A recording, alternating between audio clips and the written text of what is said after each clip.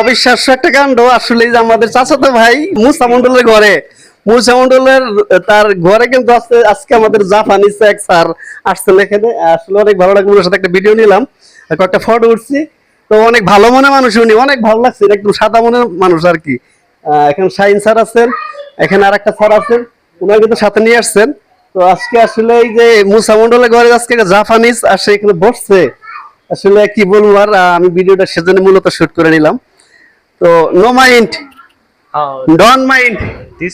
this place is so our drivers so how they say families places so I'm so also very happy this time coming the Eid holiday.